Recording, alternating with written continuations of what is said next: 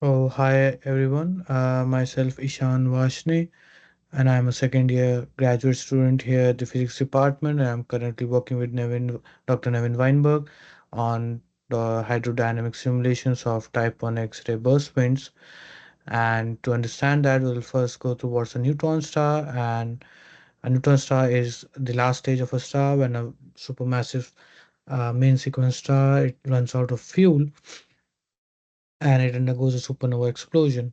So the core of the star is unable to resist gravity and it collapses, due to which the proton and electrons under high pressure they fuse to form a neutron dominated sphere, which is around 10 to 15 kilometers, and the mass is around twice the sun's mass. So when these neutron stars are in a binary system with a supermassive main sequence star, they accrete hydrogen and helium, and these accreted matter ignite on the surface of a neutron star, which results in a thermonuclear explosion, which further results in a bright X-ray flash known as a Type 1 X-ray burst. So this burst provides crucial insights into the properties of neutron stars and the accretion process. About 20% of the bursts are photospheric radius expansion, in which the peak luminosity of the star it exceeds the Eddington limit, and which forces the radiation drive and the optical thick wind to move away from the surface of the neutron star.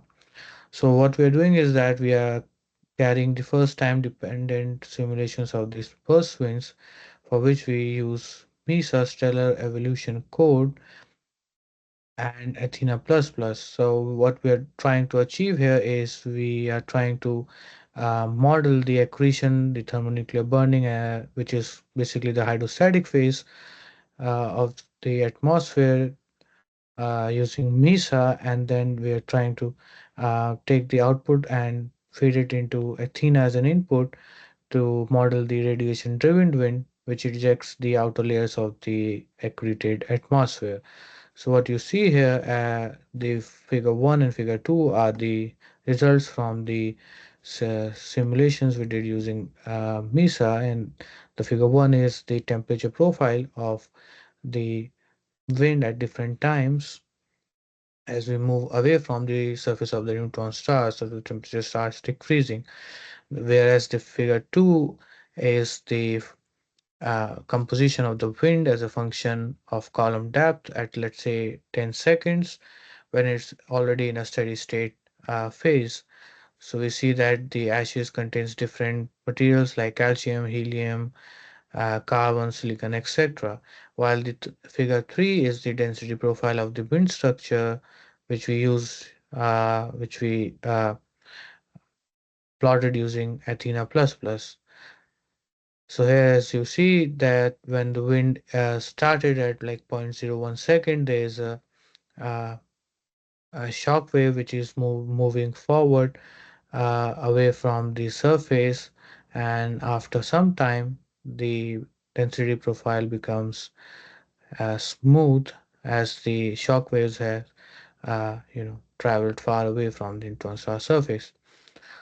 And so calculations which we do will we use Athena MESA, which will, as I said, will be integrated with the general relativistic radiation hydrodynamic code Athena++, and these will be the first simulations of the burst winds in full general relativity, which will provide a realistic spectra and further insights into the neutron star physics, which you can observe from uh, directly observed from the X-ray telescopes. So it will be a step further in understanding the neutron star and the X-ray burst wind physics, uh, and to produce a better model that can be uh,